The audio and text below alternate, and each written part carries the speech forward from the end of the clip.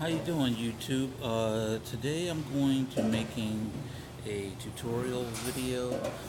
Today's video is going to center on how to follow a flight, a real world flight. This is for my new playlist. Okay, so right now you see I am on FlightAware.com. This is the site that I use to search for different flights that may exist in the different regions. So what I'm going to be doing first is typing in my origin. So I'm going to start with, say, the Chicago region. So I click in the origin and I'm going to type either ORD or KORD. So I'll type in KORD and then I'm going to type in General Mitchell's I might as well just go ahead and type MKE. That'll give me General Mitchell, okay? And I'll just type that.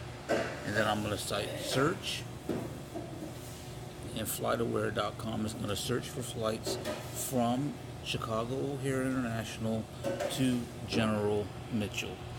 And then if you scroll down, you'll see all the flights. And so what you want to do is look for a flight that has landed, and the way you do that is you come over here to the border here and you uncheck anything that you want in the status. You don't want scheduled, you don't want en route, you only want the arrivals, the flights that have arrived. And if you look here also, I'm sorry my air circle is a bit in the way there, let me move it over. If you look here on the right border, you see the airlines. You have SkyWest, United, and American. And you also have Envoy Air. Okay? And so we look down through the list on the arrived flights that have already landed. And we see we have choices from a CRJ, which is it's most likely. This first one is a CRJ 200, but most of these are CRJ 200s. And this United flight, I'm really surprised to see that they have a 737-800. But we'll go ahead and click on that because that's the first step. The next step is to find out all the telemetry that you're going to need, okay? And so you see here where it says duration of the flight, 16 minutes. It was on Thursday, June 30th, 2016. And basically, let me make this a little bigger so you can see it. It says the flight arrived 5 hours ago. You want to click on track, log, and graph. So when you click on track, log, and graph, what this is going to do is bring up where the flights flew at its elevation. And it's also for the entire flight, it's going to show you its ground speed and knots. If you look at that, it goes from departure. Departure is the point where the wheels left the runway, and then it goes all the way to wheels down. It doesn't usually, sometimes it'll give you taxi time, but they count it based on the time that the wheels left the runway until they touch down. And basically what it'll show you here is the ground speed. Remember, this is not airspeed, this is ground speed, how fast the plane is moving across the ground. Because a lot of times you'll see this number and you're going to want to plug it in on your airspeed. You actually have to control your airspeed in order to affect this ground speed so that you stay within the time allotment. So we know what elevation you're going to be flying in here, and basically you can check it. They flew up to 7,000 feet, which is normal for this flight. And basically what you want to do is study this so you can tell when you should be starting your descent and whatnot. And as you know, since we're going to be flying live, we have to take a lot of our commands from the tower and from ground. okay? But we're going to do our best, if you decide you're going to fly with me, to try to hit this this telemetry and arrive in at least a plus or minus a 5 of that 16 minutes. Most likely will be long, maybe 21 minutes. Okay, so that's where you get your flight, and that's where you get your telemetry for the flight. That's the elevation, the ground speed, and the type of plane that you're going to be flying in. The next thing is airnav.com. What you want to do with airnav.com is you click on, I think I just clicked on airnav.com again, but you see this folder for airports. You click on the folder for airports, and then in the airport ID, you type in your arrival airport identifier and get airport information. And basically what it'll do is it'll give you all the information you need for the runway that you'll be landing on. This is the same information that the flight sim is based on: the distance of the runway and what it's made of and things like that, and its heading and its elevation. The thing that's important here, of course, is the elevation of the runway, because then you know at what point your wheels should be touching down, and also with the heading of the runway. The next site I want to show you, which is another important one. So like we said, the plane that was showing was a 737-8. So let's punch that in, 737-800. There, it pops up. So we click on it.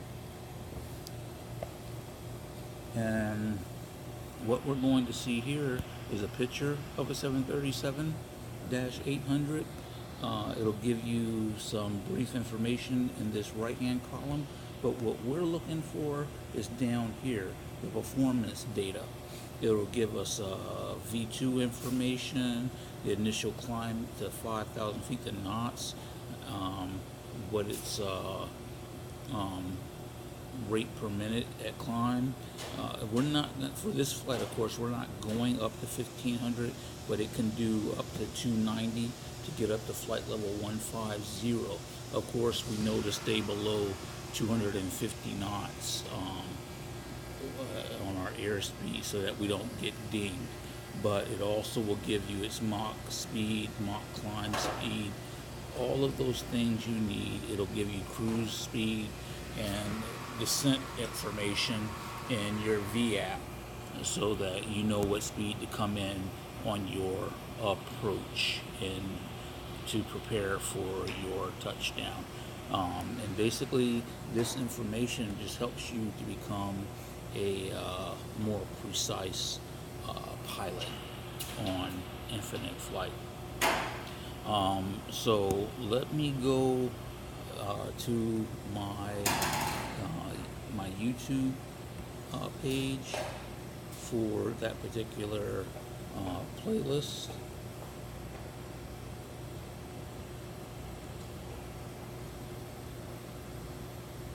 And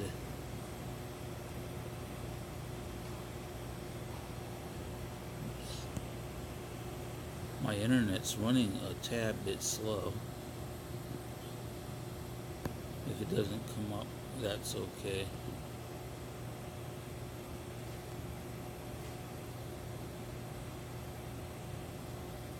Yeah, here we go.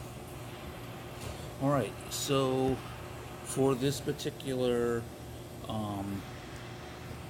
new playlist that I've created, it's Infinite Flight Real World.